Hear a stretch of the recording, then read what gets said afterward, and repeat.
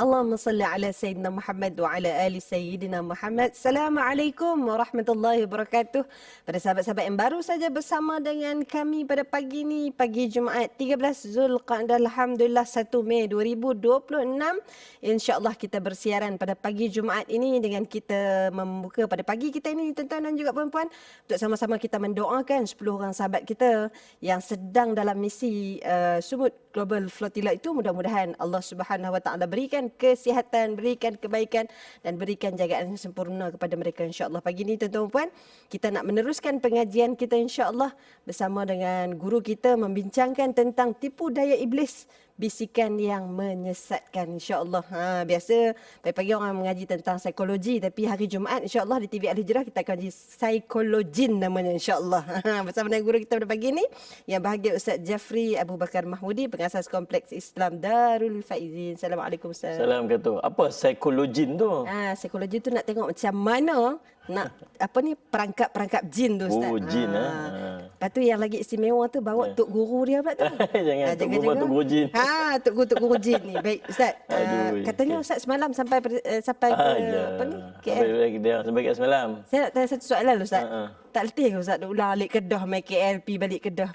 Dekat je, saya dekat dah sempadan Perak dah. 1-2 jam setengah, kurang 3 jam sampai. Insya-Allah. Lepas tu dia ada ilmu lipat bumi, Ustaz. Tu dia. Ilmu lipat bumi lagu benar Ustaz. Masuk suara kita tidur sampai dah sampai dah saya rasa. Itu.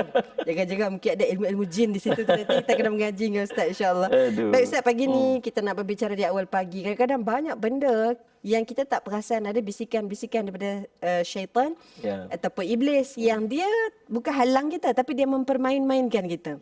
Dia menyesatkan kita melalui, kita kata, perangkap-perangkap yang kita tak pernah sangka. Melalui sedekah tapi diikuti dengan riya. Betul. Melalui amal soleh tapi kadang-kadang ada datang perasaan takabur dan sebagainya. Jadi insya-Allah pagi ni kita nak sama-sama memberikan kupasan dengan macam biasa tuan-tuan puan TV Al-Hijrah, terasnya adalah Al-Quran, insya-Allah. Dan pagi ni kita nak memilih 2 ayat petikan daripada surah Al-A'raf, insya-Allah, yang berada depan TV. Macam biasa kalau mengaji TV Al-Hijrah mesti kena ada Quran. Dah ada Quran, buka muka surat 152, insya-Allah, berada pada juzuk ke-8 surah Al-A'raf, surah yang ke-7, insya-Allah, dalam Al-Quran. Baik. Kita nak tengok ayat ke-16 dan juga ayat ke-17. Saya baca dulu Ustaz, insya-Allah. Silakan Ustaz. Baik, bismillahirrahmanirrahim. A'udzubillahi minasyaitanirrajim. Iblis berkata, oleh kerana engkau, yakni wahai Tuhan, menyebabkan daku tersesat, maka demi sesungguhnya aku akan mengambil tempat menghalangi mereka dari menjalani jalanmu yang lurus. Kemudian aku datangi mereka dari hadapan mereka, serta dari belakang mereka, dan dari kanan mereka serta dari kiri mereka.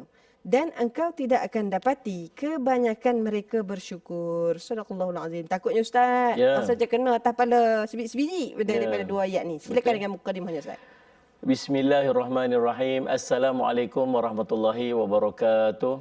Alhamdulillahi rabbil alamin wal aqibatu lil muttaqin wa bihi nasta'in ala umuri dunya waddin. Ashhadu an la ilaha illallah wa ashhadu anna sayyidana Muhammadan abduhu wa rasuluh. Allahumma salli ala sayyidina Muhammad al-fatihi lima ughliq wal khatimi lima sabaq nasiril haqqa bil haqq wal hadi ila siratikal mustaqim wa ala alihi wa ashabihi haqqa qadrihi wa miqdaril azim. Subhanaka la ilma lana illa ma 'allamtana innaka antal alimul hakim. Rabbi shrah li sadri wa yassir li amri wahlul 'uqdatam min lisani yafqahu qawli. Allahumma inna nas'aluka ilman nafi'a wa rizqan thayyiba wa amalan mutaqabbala. Amin amin rabbal alamin. Alhamdulillah, pertama-tamanya kita panjat puji syukur pada Allah SWT. Allah masih manjangkan usia kita. Kita berada pada hari ini, hari Jumaat, hari yang penuh dengan barakah. Dapat duduk pula dalam majlis ilmu. Mudah-mudahan pertemuan kita pada pagi ini mendapat keberkatan di sisi Allah SWT. Sahabat-sahabat yang mengikuti secara langsung di kaca TV dan juga secara langsung di media sosial kita, cuma sedaya mampunya, jom kita sama-sama nak pastikan kita dapat berkongsi ilmu ni. Kalau yang tengok dekat Facebook mungkin boleh bantu untuk share.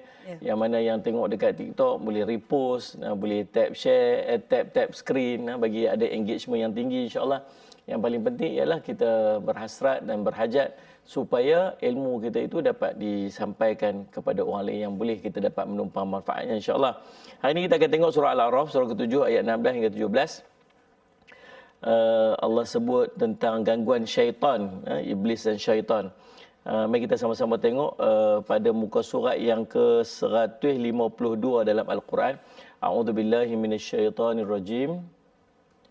Qala fabima aghwaytani la'aq'udanna lahum siratakal mustaqim thumma la'atiyannahum min bayni aydihim wa min khalfihim wa an aymanihim wa an syama'ilihim wa la tajidu aktsarahum syakirin. Sadaqallahul azim. Iblis berkata, oleh kerana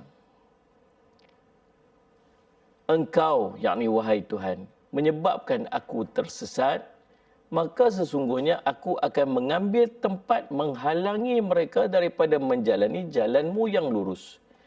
Kemudian aku datangi mereka daripada depan mereka, daripada belakang mereka, daripada kanan mereka, daripada kiri mereka. Dan engkau tidak akan mendapati kebanyakan daripada mereka bersyukur. Subhanallah. Dan tengok saya kita bincang macam mana bila syaitan kata kiri, kanan, depan, belakang. Pasal apa tak ada atas bawah? Kan? Hal itu kita akan bincangkan sekejap lagi. Pasal apa tak sebut atas dan bawah?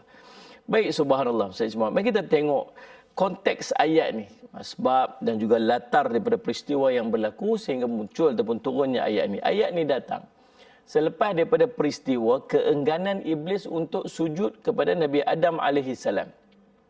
Bila Allah jadikan Nabi Adam AS, Allah perintah iblis, seluruh para malaikat dan seluruh penduduk langit untuk sama-sama sujud kepada Nabi Adam AS. Maka subhanallah, iblis dia enggan, dia tak mau. Lalu apa yang berlaku? Dia dilaknat dan diusir daripada rahmat Allah. Tapi dia diberi tempoh untuk dia tetap kembali bertaubat sampai ke hari kiamat. Tapi dia tak mau bertaubat, bahkan dia memilih untuk menyalahi takdir. Lalu dia berjanji untuk menyesatkan manusia. Iblis, subhanallah, asalnya seorang makhluk Allah daripada kalangan jin, duduk daripada dalam kalangan para malaikat, yang ibadat dia sangat kuat, bahkan lebih kuat, lebih hebat lagi daripada kalangan para malaikat itu sendiri. Sampai ke tahap dia duduk di kedudukan yang sangat tinggi. Dahsyat, Subhanallah. Sebab dia bukan duduk dalam kalangan para malaikat. Malaikat memang terror, malaikat memang taatnya kalau Allah suruh buat itu yang tu. Kalau rokok-rokok lah, sujud-sujud lah. Tak pernah langsung engkar pada perintah daripada Allah. Tapi kalau Sayyid Muhammad, iblis ni daripada kalangan jin. Lalu apa yang Sayyid Muhammad dia buat? Dia duduk pada satu posisi yang sangat tinggi sampai para malaikat pun rasa cemburu dengan dia. Satu hari dalam satu kisah diceritakan, dan riwayat menceritakan bagaimana waktu itu para malaikat ternampak ada satu tulisan di pinggir neraka, di pintu neraka tentang seorang makhluk Allah yang ibadat dia sangat hebat, hanya disebabkan oleh satu kesalahan lalu dia kekal dalam neraka. Para malaikat semua jadi takut dengan apa yang tercatat di dalam statement tersebut. Lalu mereka pun macam masing-masing, takutnya kalau aku orang tu buat ibadat sepanjang hidup, tiba-tiba disebabkan oleh satu kesalahan akhirnya kekal dalam neraka. Dia kata, jom kita minta doa. Minta doa siapa? Minta doa kepada orang yang banyak ibadat. Siapa orang yang banyak ibadat sangat ni? Berjumpa dengan Allah Muhammad, iblis lah, nama lah ni iblis lah. Sebelum ni nama apa Ustazah? Ustaz Muhammad Azazil kan. Kemudian berjumpa dengan Allah Muhammad, berjumpa dia, minta tolong supaya doakan dia supaya dia, subhanallah, Ustaz Muhammad, kami ni semua terselamat daripada nama yang tercatat tu yang takut dan disebabkan oleh satu kesalahan akhirnya dihumbangkan ke dalam neraka sepanjang sampai bila-bila. Kemudian dia berdoa, dia berdoa, dia kata, ya Allah, engkau bebaskanlah mereka dan jangan masukkan mereka seluruhnya ke dalam neraka macam mana yang kau sebutkan itu. Dan dengan keadaan dia terlupa untuk mendoakan diri dia. Sebab apa? Sebab dia yakin sangat dia bukan termasuk dalam kelompok tersebut. Dan akhirnya dialah yang dimaksudkan oleh Allah dan akhirnya dia kekal dalam neraka. Itulah iblis. Iblis mengambil jalan untuk tidak bertaubat, tapi dia memilih untuk menyalahkan takdir. Lalu apa dia buat? Kalau aku kena, aku akan pastikan semua orang akan kena macam mana aku. Maka itulah dia berjanji untuk menyesatkan seluruh daripada hamba Allah Subhanahu Wa Taala. Baik, subhanallah. Mari kita tengok yang keduanya. Strategi iblis ni macam mana? Strategi pertama ni. Strategi dia yang pertama dia ialah menyalahkan Allah atas kesesatan yang dia pilih sendiri. Fabima aghwaytani disebut. Menurut ulama tafsir, iblis menisbahkan kesesatan kepada Allah sebagai alasan. Dan ini menunjukkan sifat sombong dan enggan mengaku salah. Dan Ibnu Katsir menyebutkan bahawa iblis berhujah dengan takdir untuk menutup kesalahannya. Sedangkan hakikatnya, dia sendiri yang memilih untuk derhaka. Dia kata, oh ni bukan sebab saya. Ini takdir yang menyebabkan saya jadi macam ni. Tak sepatutnya saya dia macam ni. Sebab tu dia menggunakan hujah-hujah Sayyid Muhammad. Khalaqtani min nar, khalaqtahu min tin. Engkau jadikan aku ni daripada api, kau jadikan dia daripada tanah, maka tak layak patutnya api ni menyembah tanah. Api lebih mulia daripada tanah sebagainya. Menggunakan alasan takdir, bukan menggunakan alasan dia, pilihan dia sendiri yang menyebabkan dia akhirnya dimasukkan ke dalam neraka Allah SWT. Yang keduanya, fokus utama dia.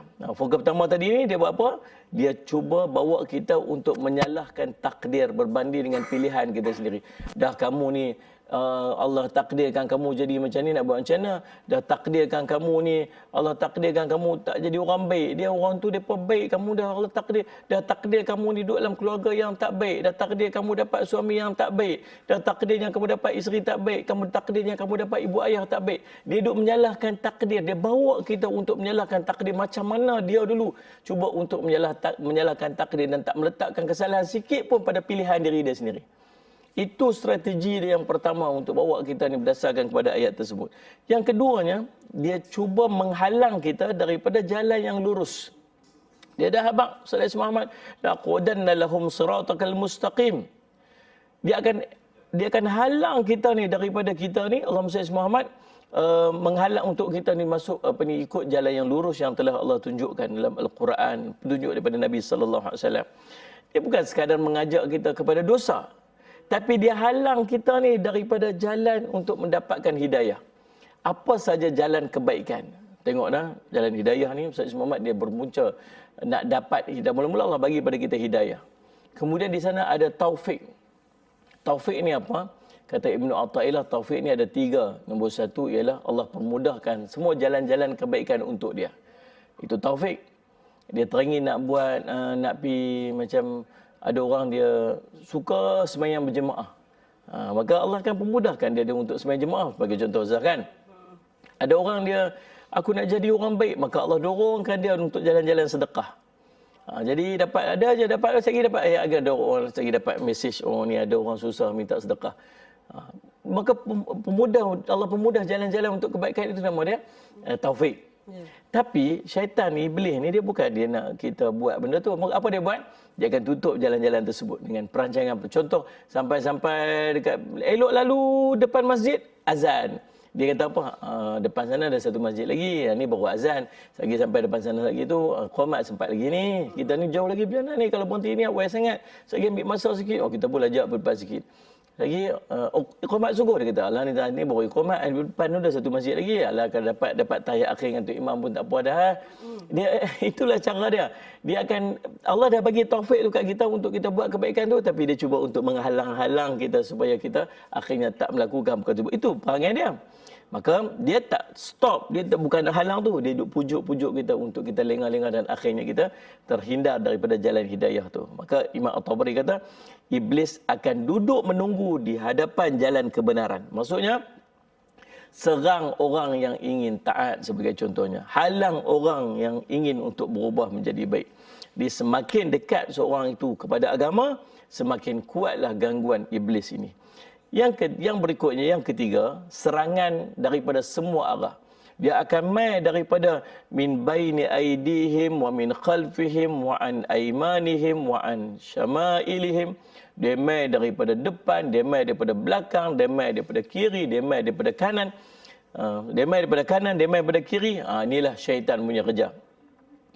Daripada depan, Mari kita tengok apa perbincangan ulama mufassirin tentang depan, belakang, kiri, kanan ni. Depan, belakang, kanan dan kiri. Allah sebut susunan dia begitu. Ibnu Abbas kata apa? Yang dimaksudkan dengan syaitan mengganggu daripada jalan depan ni ialah syaitan buat manusia ragu tentang hari akhirat. Betul ke ada dosa pahala? Betul ke kalau buat macam ni lagi? Dia ragu, dia bukan tak percaya, dia ada keraguan dia. Kita ni memang tunjuk kita ragu. Tuan-tuan tengoklah. Tahu tuan-tuan percaya tak kata ada syurga? Tahu kan? Tahu tak tentang keindahan syurga, cantik lagu mana? Tahu bisa dengar kan? Bisa kan? Tuan-tuan dengar tak tentang neraka? Dahsyat kan neraka kan? Takut neraka. Kita percaya tentang syurga, tapi pasal apa kita masih susah nak buat benda yang membawa kita kepada syurga? Kita percaya tentang neraka, tapi pasal apa kita masih melakukan perkara yang menyebabkan kita diumbangkan ke dalam neraka? Pasal apa? Pasal kita percaya tapi kita kurang iman. Kita masih ragu-ragu, sebab tu kita ada duk buat lagi benda yang tak sepatutnya kita buat. Nah, maka itulah kerja syaitan. Dia main daripada depan untuk bawa kita supaya ragu-ragu tentang benda yang depan kita yang nama dia akhirat. Kemudian yang belakang pula, wa min khalfihim. Dia belakang ni apa ni? Cinta dunia yang berlebihan, kata Ibnu Abbas radhiyallahu anhuma. Dia main pada apa? Dia main buat kita seronok dengan dunia. Seronok dengan harta, obses dengan dunia. Bukan tak boleh ada dunia, boleh. Nak jadi kaya, Ustazah, kalau semua orang Islam miskin tak bagus kan? Nah, siapa nak tolong orang susah? Orang Islam pun kena kaya lah. Tapi jangan sampai kita cinta kepada dunia. Iblis dia bawa kita untuk kita cinta kepada dunia daripada belakang. Kemudian wa min aimanihim daripada kanan dia. Kanan dia apa ni? Maksudnya merosakkan agama dia. Rosakkan agama dengan riya, dengan ujub, dengan takabbur dia, dengan sum'ah dia. Ibadah dia buat tapi bagi dia rosaklah. Tunjuklah sikit, bagilah orang puji sikit, gitu. Dan yang daripada kiri dia, Ustaz Muhammad, wa an syama'ilihim, daripada kiri dia maksud dia apa? Mendorong dia untuk melakukan dosa dan kemaksiatan. So fahamlah. Daripada depan tu maksud bagi kita ragu pada akhirat, belakang ni pada cinta pada dunia, kanan kita bagi kita rosakkan ibadat kita, kiri kita daripada apa? Untuk ajak kita seronok kita kepada perkara kemaksiatan. Tu cerita dia. Yang paling penting, ulama mufassirin sebut pasal apa tak mai daripada atas, tak mai daripada bawah. Pasal apa dia tak sebut daripada atas, daripada bawah? Sebab daripada atas rahmat Allah akan turun. Daripada bawah tempat sujud manusia merendahkan diri kepada Allah Subhanahu Wa Taala. Dua atas dan bawah ni ialah hubungan kita dengan Allah. Maka daripada atas, daripada bawah itu menunjukkan hubungan yang kuat dengan Allah. Maka syaitan tak akan mampu untuk mendebusi hubungan hamba dengan Allah kalau di sana adanya satu perkara yang namanya ikhlas. Atas, kiblat kita untuk berdoa. Bawah ialah tempat untuk kita meletakkan dahi kita bersujud kepada Allah. Maka salih azmat iblis dia tak jadikan, dia tak tukar kita ni daripada kita ni jadi orang kafir, dan itu matlamat paling pertama yang dia nak. Tetapi cukup kalau dia bawa kita untuk kita lalai, untuk kita tak bersyukur, kita ambil ringan dengan dosa-dosa kita. Sebab endingnya Allah kata apa tentang syukur? Hilang syukur, wasaklah iman kita. Nabi SAW menyebutkan bahawa inna syaitana qa'ada li bani Adam bi atraqihi. Sesungguhnya syaitan duduk menghalang anak Adam di setiap jalan dia. Tuan-tuan nak buat apa? Syaitan ada je tuan-tuan. Tuan-tuan nak pergi kerja? Ada. Yang kerja tu sekali tak ikhlas lah, sekali buat benda lah, sekali ambil perkara yang syubhah kat tempat kerja ke, curi benda haram, macam-macam lah kita buat. Tuan-tuan nak pergi buat apa? Nak didik anak-anak? Ada syaitan jalan dia. Tuan-tuan nak buat apa? Tuan-tuan nak pergi belajar? Ada jalan dia syaitan. Tak mana tuan-tuan pergi, apa tuan-tuan buat, ada je syaitan duduk dekat jalan-jalan kita untuk merosakkan kita ni. Maksudnya, setiap jalan kebaikan mesti ada gangguan. Setiap perubahan diri kita untuk menuju pada Allah pasti akan diuji dengan gangguan-gangguan syaitan ini. Maka kesimpulan daripada tadabbur ni, pertama, iblis adalah musuh yang aktif, bukan pasif. Dia sentiasa bergerak. Yang kedua, serangan dia tak jelas, kita bukan nampak, tapi dia sangat sistematik. Detail dia kenal kita lagu mana. Cara dia nak attack saya lain, cara nak attack ustazah pula lain. Ustazah dia makam tinggi sikit, cara dia attack dia lebih sikit. Kan? Hantar kita ni jenis private je, hantar ustazah pergi sarjan sikit. Yang ketiganya, sasaran utama dia dia start dengan jalan hidayah dulu. Bukan semata-mata nak bawa kita untuk buat dosa. Yang keempat, senjata utama dia apa? Was-was, melengah-lengahkan taubat dan menghiasi kemaksiatan itu dengan keindahan. Nampak indah, nampak cantik. Guna bahasa lain, guna nama lain untuk perkara maksiat. Dan yang kelima, kelemahan manusia dalam ayat ini cerita apa? Kurang syukur dan lalai daripada hidayah Allah Subhanahu Wa Taala. Wallahu a'lam. Alhamdulillah, itu dia. Banyak perkara yang saya rasa bila Ustaz tadaburkan daripada ayat surah Al-Ahqaf itu kita dapat bawa dalam kehidupan kita. Apatah lagi pesanan-pesanan Ustaz tu rasa macam sangat dekat. Masuklah pagi ni Ustaz. Kalau ni kalau hak mengantuk ni kan, adakah salah iblis ni Ustaz? Itu kita nak suruh Ustaz jawab selepas ni. Adakah salah iblis ataupun kita sendiri?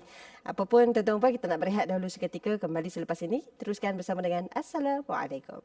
Allahumma salli ala Sayyidina Muhammad wa ala ali Sayyidina Muhammad. Alhamdulillah, thumma alhamdulillah. Tuan-tuan puan dikasihi dirahmati Allah Subhanahu Wa Taala. Rehat tadi kita sembang-sembang dengan sahabat-sahabat daripada TikTok. Di TikTok, Assalamualaikum. Masya Allah, tanya pagi ni sarapan apa? Bukan main menu dia tuan-tuan puan. Ustaz, ada yang sebut menu dia peknga. Ada yang pulut ikan masin. Ada yang kata silemak. Allah, sedapnya. Macam Allah. Lepas tu semua bagi menu orang Kedah. Lepas tu Ustaz, anda tak tahan ni. Kita dah lama tak balik Kedah ni Ustaz kan. Tapi tak apa. Kita doakan insya-Allah mudah-mudahan semuanya baik-baik belaka. Yang mengikuti kami melalui TikTok live Assalamualaikum. Juga melalui Facebook TV Al-Hijrah. Boleh letak ruangan komen tu apa soalan nak tanya pada Ustaz. Nanti pada waktu rehat kita akan tengok. Tapi Ustazah, ada orang yang puasa. Ada orang yang puasa, betul. Puasa apa kan Ustaz? Hari ni hari puasa putih 13, 14, 15 kan. Alhamdulillah. Bagus mereka ni. Alhamdulillah. Ustaz. Ni untuk minum. Kita musafir. Musafir, Alhamdulillah. Kita doa insya-Allah mudah-mudahan semuanya yang puasa kan, tak puasa, Allah bagi kebaikan. Amin ya rabbal Baik. alamin. Ustaz, tadi kita berbicara tentang tipu daya iblis dan bisikan yang menyesatkan. Ustaz sebut tadi ada iblis, ada kadang Ustaz sebut syaitan, kadang kita sebut jin. Ada perbezaan ke Ustaz ataupun macam mana? Tu soalan yang biasa kita dengar kan. Iblis dia satu makhluk, satu. Dia bukan nama umum, dia satu. Dia dan iblis ni dia berasal daripada kalangan jin. Kita sebut tadi ni. Dia Allah sebut dalam surah Al-Kahfi 50, illa iblis kana minal jinni fa fasaqa an amri rabbih. Melainkan iblis dia daripada golongan jin dan dia derhaka kepada perintah Tuhan dia. Dia duduk dalam kalangan para malaikat dulu, ibadatnya sangat tinggi, sangat hebat, bahkan lebih hebat daripada para malaikat sampai dia duduk di peringkat paling tinggi daripada kalangan para malaikat tersebut. Dan akhirnya dia terhaka kepada Allah dan akhirnya jadi macam kita dengarlah dia enggan sujud kepada Nabi Adam AS sebab kesombongan dia. Maka akhirnya Allah letakkan dia Allah keluarkan dia daripada golongan yang mulia tersebut dan dia jadi sehina-hina makhluk, dan cuma dia azam dia ialah dia untuk menyesatkan seluruh hamba Allah di atas dia nak balas dendam dengan apa yang telah berlaku pada diri dia itulah. Jadi Ustaz Muhammad kalau asalnya dia ketua kepada para malaikat, lah ni dia jadi ketua kepada segala syaitan. Adapun syaitan ini dia adalah gelaran umum, bukan individu khusus. Maksud syaitan itu sebenarnya maksud menjauhkan apa? Menjauhkan seseorang itu daripada Allah SWT. So kalau dia tu suka kerja dia ialah bagi orang jauh pada Allah, maka dia termasuk dalam golongan syaitan ni. Dia ada lafaz jamak dia syayatin, syaitan. Dan syaitan ini dia main daripada dua kelompok, iaitu jin dan manusia. Minal jin wa nas, daripada kalangan jin dan manusia. Bahkan Allah sebut dalam surah Al-An'am ayat 12, wa kadzalika ja'alna likulli nabi aduwan syayatin al-insi wal jin. Dan demikianlah kami jadikan setiap nabi itu musuh, iaitu daripada syaitan, daripada kalangan manusia dan kalangan jin. Jadi kita boleh faham kalau iblis ni dia satu entiti. Dia ni asalnya daripada kalangan jin, kemudian duduk daripada kalangan malaikat, ibadat yang sangat hebat, kemudian disebabkan ingkaran dia, akhirnya dia jadi orang yang derhaka kepada Allah, makhluk yang derhaka kepada Allah SWT. Adapun syaitan ialah tentera kepada iblis ni. Syaitan ini merupakan tentera dan dia mai daripada kalangan jin dan kalangan manusia. Majoritinya daripada kalangan jin, dan ada manusia yang menyesatkan orang lain, itu disebut sebagai syaitan juga. Dan iblis ni dia ada tentera dia. Tugas dia ialah untuk meneruskan misi iblis dan menyesatkan manusia. Inilah yang dikenal sebagai syaitan ini. Ustaz Yasir Muhammad, maka Allah sebut dalam afatattakhidunahu wa dhurriyyatahu awliya min duni, patutkah kamu mengambil dia dan keturunannya sebagai pemimpin selain daripada aku. Surah Allah Kafir sebut dalam ayat 50. Syaitan ni bukan satu, dia tentera yang ramai, dia ada strategi dia, dia ada jenama, ada tugas-tugas job scope dia yang tertentu. Ada yang duduk pada bahagian rumah tangga, ni satu nama. Ada duduk pada bahagian media pun ada yang paling berkesan sekali, paling aktif sekarang ni bahagian media. Kan? Dia sangat aktif dalam media sosial ni apa semua sebagainya. Dia duduk pada bahagian Allah Muhammad Muhammad, anak kecil pun ada, orang tua pun ada, orang berilmu pun ada pada bahagian-bahagian tertentu. Dan syaitan ini banyak division dia. Dan tugas dia setiap hari ialah untuk mengajak manusia untuk jauh pada Allah SWT. Ustaz Yasir Muhammad. Dan siapakah iblis ini dahulu sebelum derhaka? Dia bukan malaikat. Kita sebut dah dia daripada kalangan jin. Kalau penciptaan dia, malaikat dicipta daripada cahaya. Dan sifat dia ialah dia tidak pernah derhaka kepada Allah SWT. Tapi iblis dicipta daripada api. Allah sebut, Nabi SAW sebut dalam sebuah hadis, khuliqatil malaikatu min nur wa khuliqal jan min marajin minan nar. Malaikat diciptakan daripada cahaya dan jin diciptakan daripada marajin minan nar ni dia hujung api. Api itu yang hujung dia yang tajam tang hujung tu, itu dia marajin minan nar tu. Itulah diciptakan jin daripada yang tu. Dan iblis ni diciptakan daripada api tu sebab tu dia rasa dia duduk pada posisi lebih tinggi daripada Nabi Adam AS. Dia guna perkataan, dia kata, khalaqtahu min tin. Kamu ciptakan dia daripada tanah. Khalaqtani min nar. Kau ciptakan aku daripada api.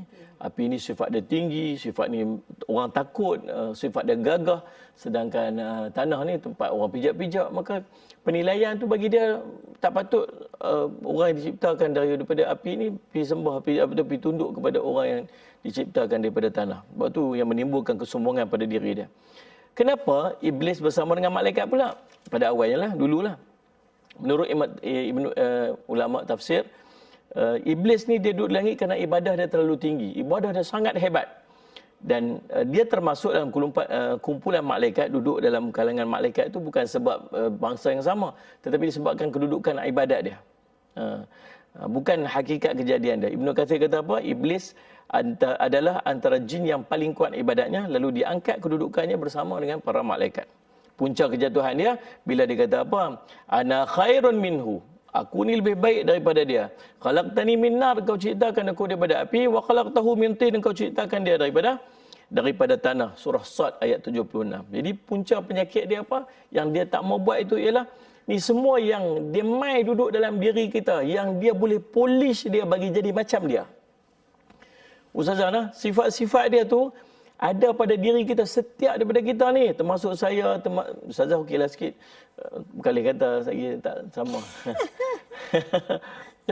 Kita semua ada ni, tak kira siapa kita, mesti ada benda ni yang syaitan ini dia tahu sebab benda tu ada pada dia.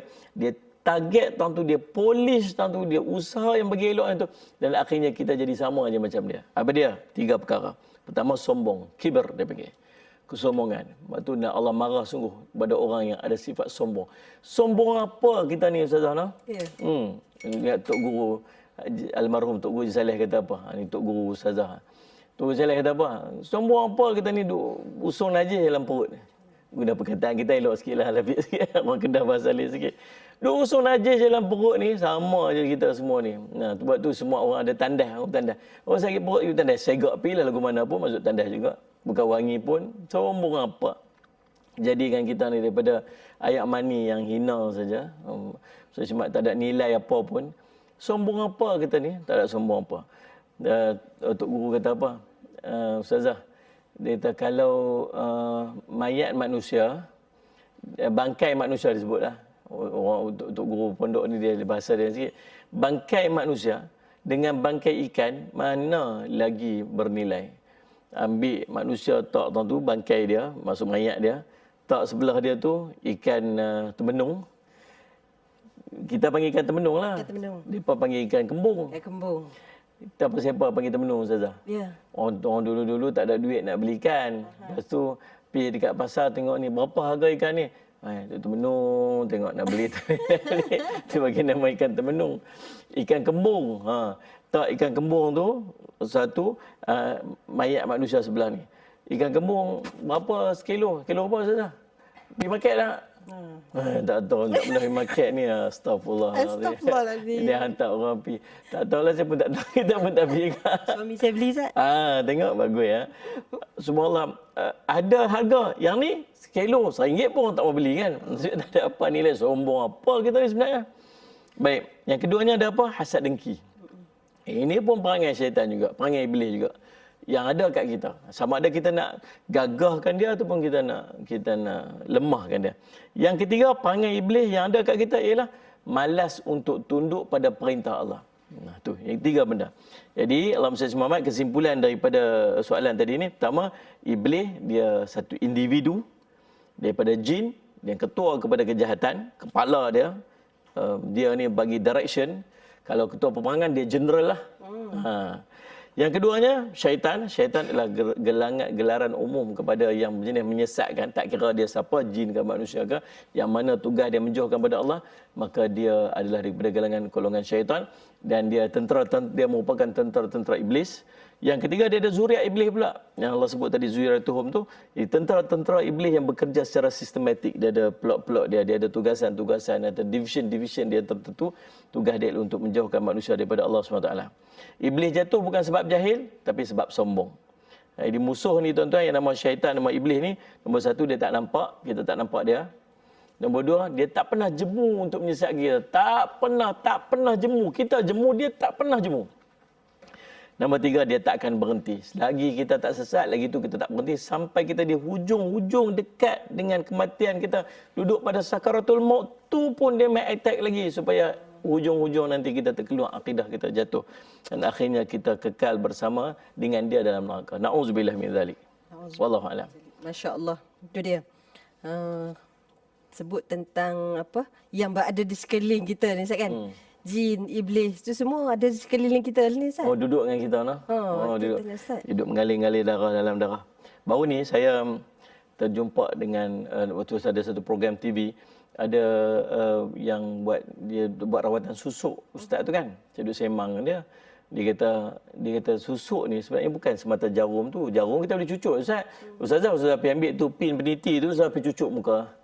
Jarum peniti kan, jarum pin tudung tu, cucuk kan, ada apa pun. Dia bukan isu jarum tu ustazah, tapi pendamping yang ada pada jarum tu. Yang namanya syaitan tu, yang namanya jin tu. Bila dia bubuh dekat dalam muka dia, yang jin tu yang berperanan. Masuk saja dalam muka dia, terus saja dia berperanan. Berkeluar akad di antara pemilik tu dengan jin tersebut. Itu yang menampakkan seri wajah, mencantikkan wajah tu. Dan pasal apa dia susuk kat dalam ni? Sebab darah saja. Sebab darah. Dia duduk, sebab syaitan ni dia attach dengan darah. Dia duduk pada aliran-aliran darah tubuh manusia. Ustaz ada pakai susuk ke? Belum Ustaz. Baiklah, susuk dia adalah senyum. Alhamdulillah. Senyum daripada wuduk sama Ustaz kan? Alhamdulillah. Baik Ustaz. Tadi Ustaz sebut dah tentang jin dan juga syaitan ni. Boleh tak Ustaz kita kenal pasti apa strategi dia? Apa cara-cara dia nak perangkap manusia ni? Sebab kadang-kadang benda-benda ni kita bukan tak tahu Ustaz. Cuma kadang-kadang kita tak perasan. Mungkin Ustaz boleh tolong kita untuk huraikan Ustaz. Okey. Dia tuan-tuan kena ingat ni. Nombor satu, syaitan ni kita ada Tuan Saya Iblis lah. Iblis ni dia punya ketua dia kan. Yang dia buat kerja ni, yang nama dia syaitan ni. Syaitan ni matlamat dia apa? Matlamat dia ialah untuk nombor satu menyesatkan kita. Dia memang takkan berhenti untuk menyesatkan kita. Lepas tu Allahumma salli Muhammad, Allah sebut dalam surah Al-Hijr kan. Salli Muhammad, pasti aku akan menyesatkan mereka seluruhnya. Pertama. Yang keduanya, dia matlamat dia ialah untuk bawa kita masuk neraka sama-sama dengan dia. Itu. Innama yad'u khizbahu liyakunu min ashabis sa'ir. Sungguhnya dia, ini syaitan, menyeru pengikutnya supaya menjadi penghuni neraka. Satu hari, seorang tu berjumpa dengan Syekh. Dia kata, wahai Syekh, boleh tak tu orang-orang Islam yang duduk dekat dalam disko tu, dia minum arak, dia buat maksiat, Saya pergi bawa situ, bawa bom situ, buh tu pun bagi mati semua orang. Kan, bagi mati semua orang. Lepas tu Allahumma salli Muhammad, lepas tu Syekh tanya kat dia, kalau jadi depa mati tu, dia berjana. Matilah. Lepas tu depa pergi mana lepas depa mati tu? Depa masuk neraka lah. Kalau depa semua masuk neraka, maka kamu samalah dengan syaitan. Syaitan memang nak semua orang Islam masuk neraka. Jadi kamu buat kerja syaitan tu untuk bawa semua orang tu masuk neraka. Jadi, tuan faham tak? Maksudnya subhanallah, syaitan nak kita semua masuk neraka sama macam dia. Bukan setakat masuk neraka, kekal dalam neraka bersama-sama dengan dia. Jadi, apa cara dia buat tu? Ialah Ustaz Muhammad, dia bukan terus jadi kufur.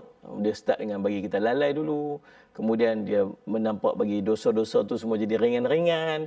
Kemudian dia buat, dah tahu kita buat dosa tu, dia buat kita tangguh-tangguh taubat tu.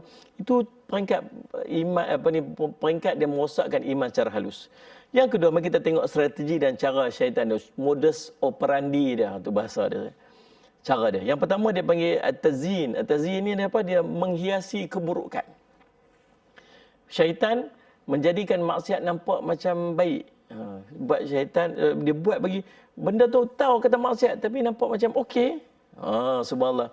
Sebab tu Allah sebut dalam surah Al-Anfal ayat 48, wa zayyana lahumus syaitanu a'malahum, dan syaitan menghiasi bagi mereka itu amal perbuatan mereka. Nampak cantik, takkan yang tu pun tak boleh. Tak ada apa tu, niat asalkan niat dia baik. Gitu kan. Jadi sebagai contohnya, buat riba. Riba ni satu benda yang sangat Allah marah sampai Allah dan Rasul isytihar perang kepada orang beramal dengan riba. Tapi dia buat macam mana? Dia buat bagi kita nampak dia sebagai satu keperluan. Kalau tak ambil ni tak ada. Kan? Contoh macam ada orang dia, lah ni orang suka pakai motor-motor besar-besar lah ni kan. Tengok kat atas jalan banyak motor besar. Kalau nak pergi buat loan dekat bank yang ada syariah, susah nak buat apa semua. Pergi buat loan dekat kedai ke dekat mana-mana yang bukan Islamik loan. Tapi nak bagi ada jugalah. Tak apalah ambil dah. Dia buat tak apalah saya. Nanti dia tetap tak boleh. Dia menghiasi benda tu bagi jadi elok. Yang kedua, aurat dianggap sebagai fashion contohnya. Itu hiburan yang melampau dianggap sebagai normal. Dia menormalisasikan maksiat. Takut kita. Yang kedua dia panggil tadrij. Tadrij ni apa? Dia menyesatkan secara berperingkat-peringkat. Syaitan dah tak terhajat pada dosa besar. Dia start dengan bagi nampak dulu pandangan dia bergaul dulu, bercampur ramai-ramai. Kemudian lagi bila dah tersentuh-sentuh, dia ada spark dia. Ustazah kan? Tu, kemudian akhirnya bawa pada zina. Mula-mula hantar tu, salam ukhti. Cakap Arab sikit Ustazah. Saya akhi, boleh tak tolong resend tazkirah yang ukhti postkan tadi dekat kan gitu.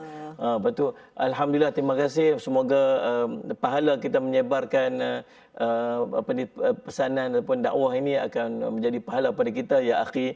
Baik sama, masya-Allah, kita send. Lepas tu lagi, ukhti tidur ke malam ni, bangun qiyamul pukul berapa? Mula gitu. Dan hendaknya dia mai keluar tu mula senyum, lepas tu keluar love dekat biji mata, lepas tu keluar love pula bling-bling kat atas. Maknanya endingnya niqab ke mana, apa ke mana, tudung ke mana, serban ke mana. Akhirnya tak mustahil kita tengok bagaimana orang-orang yang duduk dalam jalan agama pun boleh terjebak kepada kemaksiatan, bahkan zina. Na'udzubillah min zalik. Itu perangai syaitan dia tu, dia pandai. Kemudian dia tak suruh kita keluar daripada Islam tu, tak. Dia start mula-mula dulu bagi kita lalai dengan semayang kita, dia seronokkan kita dengan akhirnya kita lalai daripada semayang. Kemudian kita mula meninggalkan semayang kita dan akhirnya meninggalkan agama. Na'udzubillah min zalik. Itu cara-cara. Yang ketiga dia panggil taswif. Taswif ni apa? Dia melengah-lengahkan taubat. Dia bisikan paling baik kita. Bahaya bisikan kita apa? Alah tak apalah, pelan-pelan lah. Tak apa, tak tutup aurat lagi pun tak apa. Nanti hang tutup aurat. Contohlah sana. Dia duk katakan apa? Kita ni nak kena dakwah pada orang ni, kena jangan keras sangat. Tak apa, dia tak pakai tudung pun tak apa. Biar dulu kita dekat-dekatkan depa. Nanti lama-lama dia pakai tudung, kita pun biar. Tak apa, tak pakai tudung pun tak apa lagi. Tak apa. Endaknya mati dulu dalam tak ada pakai tudung. Padahal tudung tu wajib untuk dia pakai, tutup aurat tu wajib untuk dia. Ada benda yang kita boleh pelan-pelan slow talk untuk dia buat kemudian. Ada benda yang kita tak boleh nak slow talk, dan kena bagi tahu dia untuk dia buat. Sebagai contoh tu. Tak apa, tak semayang dulu pun tak apa. Nanti semayang lah. Nanti semayang. Tak apa. Ramailah duduk dengan kami dulu. Tak. Dan semayang tu tak wajib kena semayang. Tu dia panggil. Alah muda lagi tak apa. Nanti tua-tua buatlah. Sebagainya. Ni semua perangkap-perangkap yang menjerat. Yang keempat dia panggil was-was. Dia bisikkan yang halus dalam hati. Minasyarri waswasil khannas. Dan daripada kejahatan pembisik yang daripada kalangan yang tersembunyi. Surah An-Nas ayat 4 ni. Sebab dia was-was. Dia Sayyid Muhammad menimbulkan was-was dalam diri kita ni.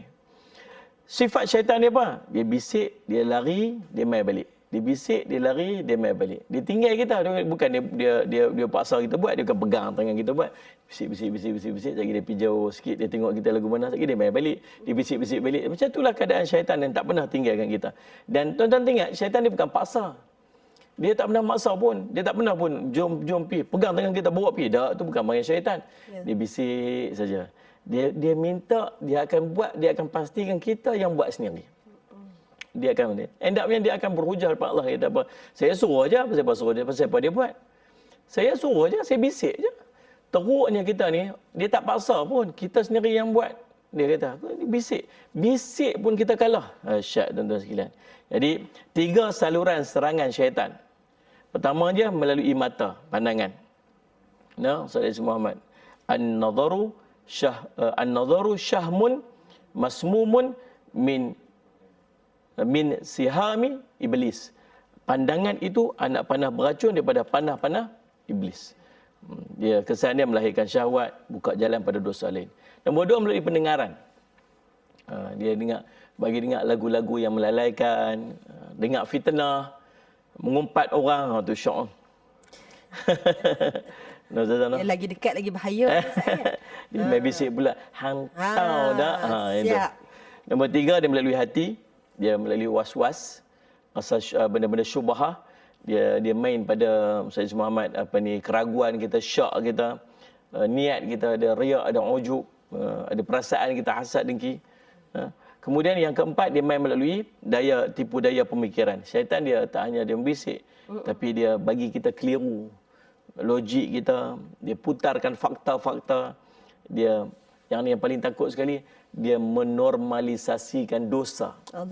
Dosa tu dia anggap, dia buat kita ni supaya kita ni menganggap benda tu jadi normal. Jadi Sayyid Muhammad dia ada tahapan syaitan. Apa tingkatan-tingkatan daripada nombor 1 sampai paling bawah. Tapi yang tu tuan-tuan kena tunggu sekejap lagi kita cerita. Ya. Apa tahapan yang mana dia akan attack dulu dan apa matlamat paling utama sekali. Kemudian kalau tak dapat yang ni dia pergi yang nombor 2. Kalau tak dapat yang ni dia pergi nombor 3 dan demikianlah seterusnya. Itu kita akan dengar sekejap lagi insya-Allah. Insya-Allah.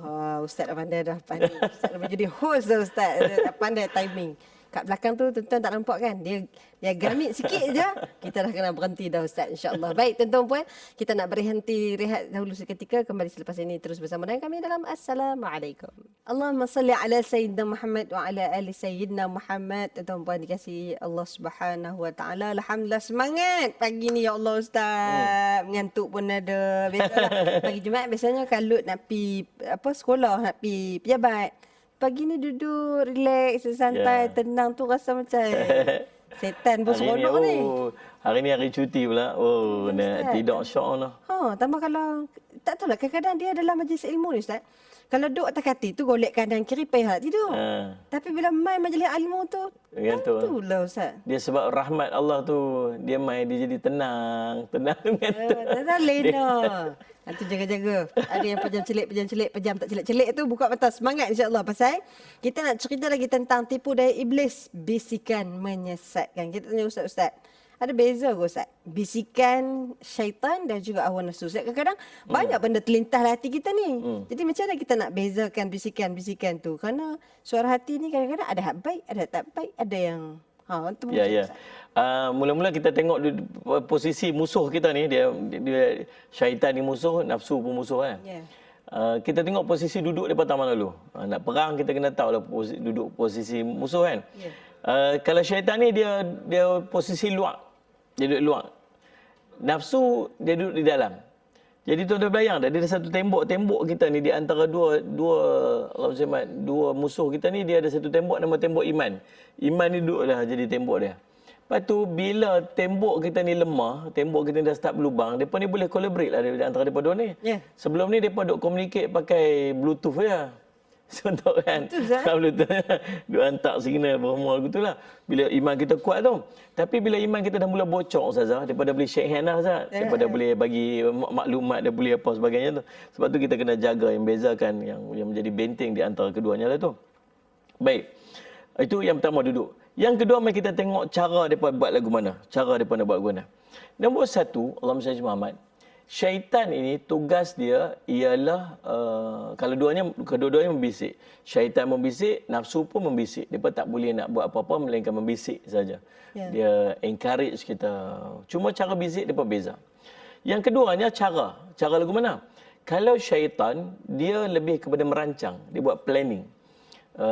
Contoh macam saya sebut tadi lah, kita lalu tepi masjid tu kata, dia tak suruh kita buat maksiat tu, dia saya semat dia kata, depan tu ada masjid lagi satu, ni buka azan, saya pergi depan saya gini, semat ada masjid satu lagi, dah lah kot iqamah, dia duduk plan lagu tu lah. Hantarlah mesej kat tu, lepas tu buat-buatlah macam tersalah-salah, ni kan berkenan kat siapa-siapa kan, buat-buatlah tersalah-salah mesej. Zul apa abang?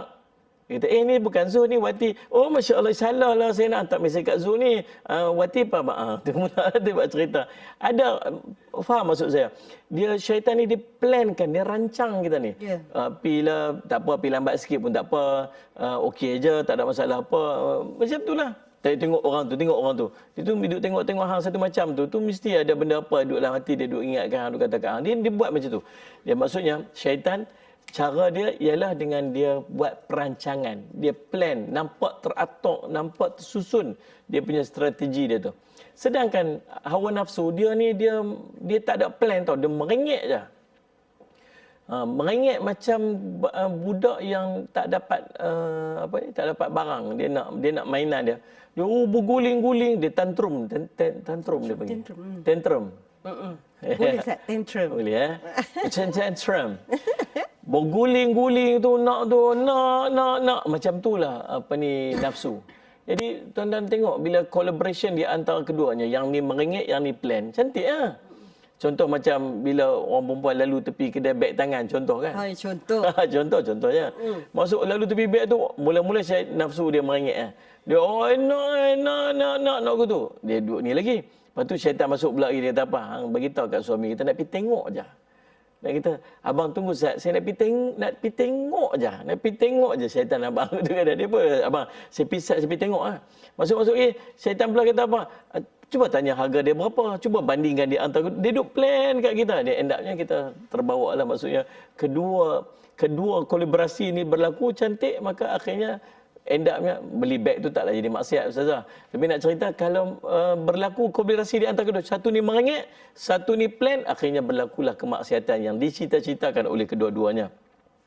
Yang ketiga, Ustaz Muhammad, cara mereka ialah beza di antara syaitan dengan nafsu ni ialah syaitan dia tidak fokus. Bukan tak fokus macam mana. Dia kalau dia tak dapat macam ni, dia akan pergi macam ni. Ya. Kalau dia tak dapat macam ni, dia pergi macam ni. Mula-mula sekali dia macam dia tak bagi orang semayang. Tak sesuai semayang lah. Dia lawan juga, dia pergi semayang juga. Tak apalah, hampir lambat lah semayang tu. Lepas tu dia pergi awal juga. Tak apalah, hang ralik sikit lah dalam semayang tu. Terus duduk fikir sangat, terus duduk fokus sangat.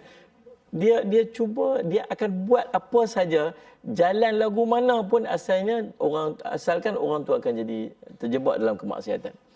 Itu syaitan. Sedangkan nafsu, dia fokus. Kalau yang tu je. Kalau dia nak yang tu je. Contoh dia nak pada Zuyyina lin-nasi hubbus syahawat minan nisa kan. Orang lelaki dia pandangan kepada orang perempuan dia fokus yang tu je. Lagi tak dapat yang tu, merengek yang tu sampai dia dapat. Nah, itu beza yang tuan-tuan boleh bandingkan di antara nafsu ni. Tuan-tuan boleh nampak kedua-duanya ni dia sangat kuat dalam hidup kita ni. Dia tak akan berlaku perancangan yang tersusun kalau dia tak ada demand yang tinggi, keinginan yang bersangatan yang berpunca daripada nafsu. So kalau tak disambut, kalau tak ada rengekan tu nak planning pun tak ada juga. Tapi dengan adanya nak ni, akhirnya bawa pada planning yang cantik dan akhirnya maksiat itu kita akan terjebak kepada kemaksiatan tersebut. Maka itulah jadi syaitan dia cepat, dia sangat dia sangat tersusun, dia mengelirukan dia, dan yang bestnya tentang best pula. Yang bijaknya syaitan ni tahu dia buat apa? Dia bagi justification palsu.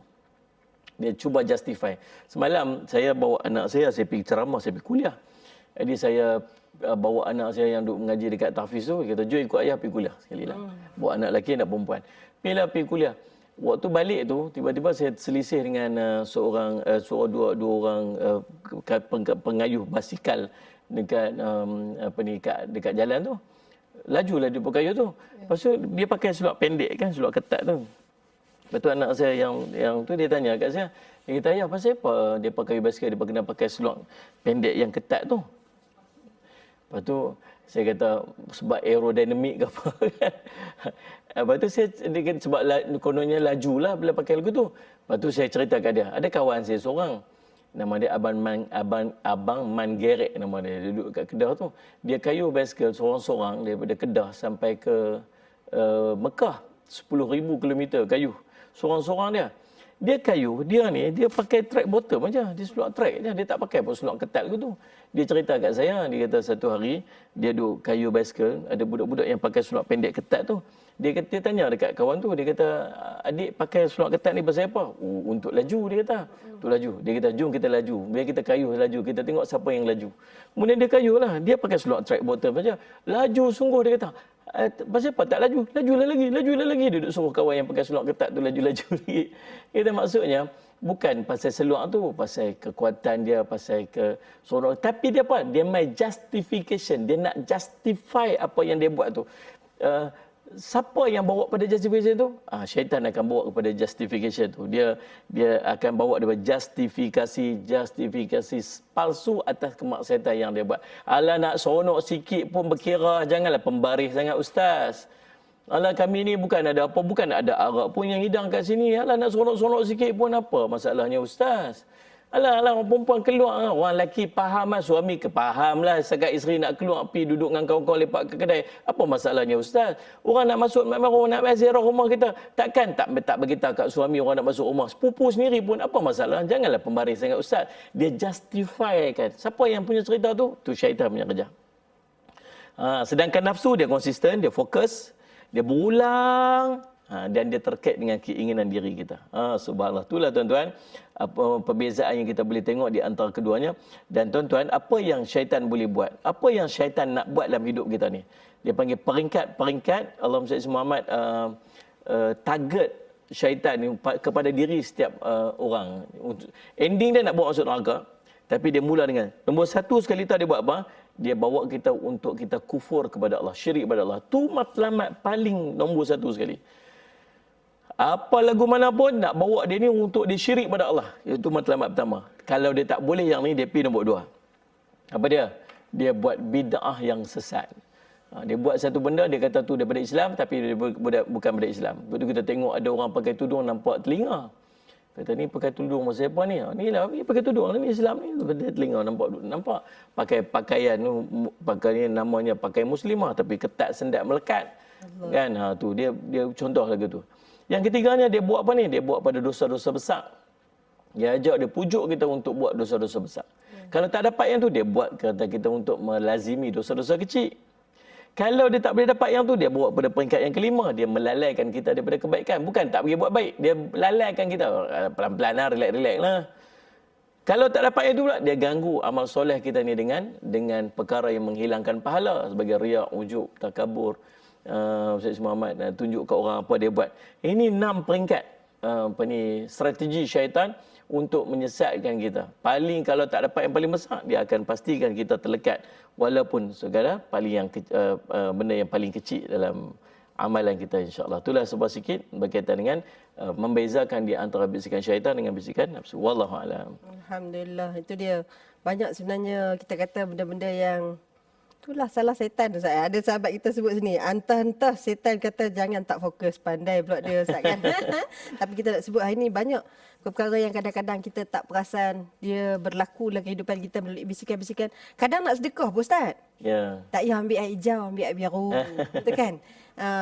Nak bersedekah, tak payah lagi lah. Nanti selesaikan dulu yang lain-lain. Dia apa? Biar sikit janji ikhlas. Dia kata kan, tak apa, sikit pun tak apa, janji ikhlas. Hendak duduk sikit tu, bila-bila tak banyak-banyak. Itu dia juga.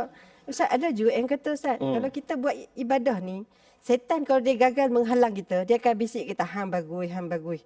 Jadi kalau waktu tu Ustaz, kita tanya, kena berhenti ke ataupun macam mana Ustaz?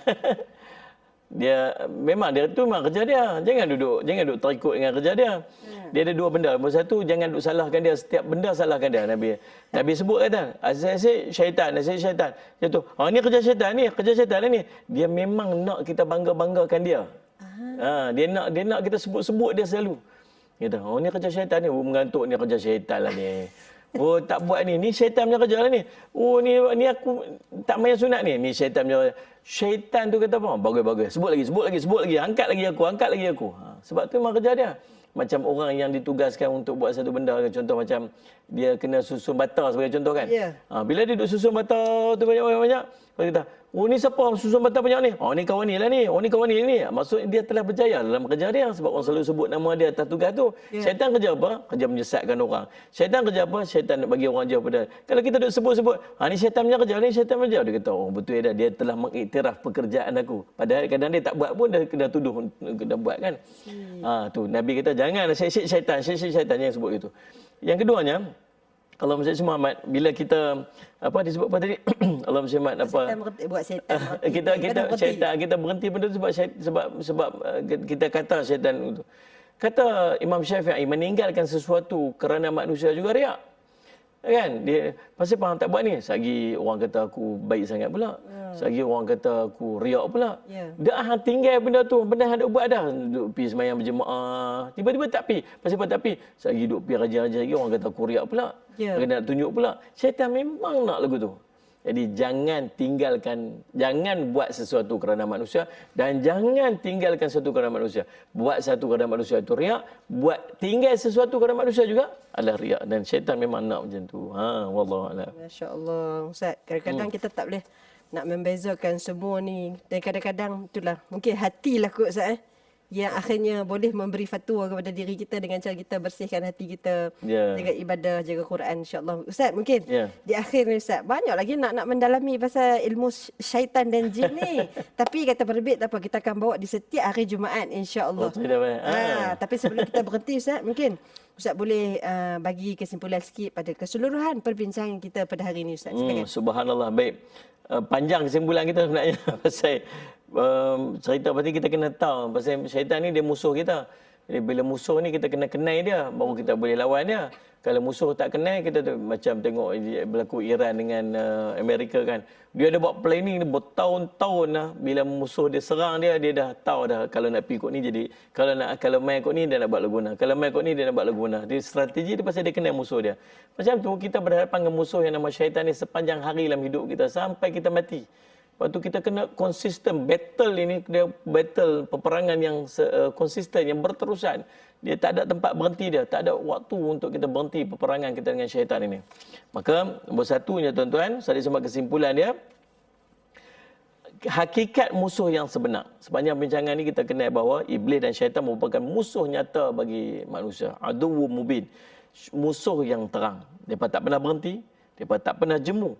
Serangan mereka bukan secara kasar, tetapi halus, berperingkat, berstrategi. Subhanallah. Itu Allah sebut, inna syaitana lakum aduwwun fattakhidhu aduwan. Sungguhnya syaitan itu musuh bagi kamu, maka jadikanlah dia sebagai musuh, jangan buat dia bagi jadi kawan. Kan? Yang keduanya, medan pertempuran sebenarnya duduk tak mana? Duduk pada hati manusia.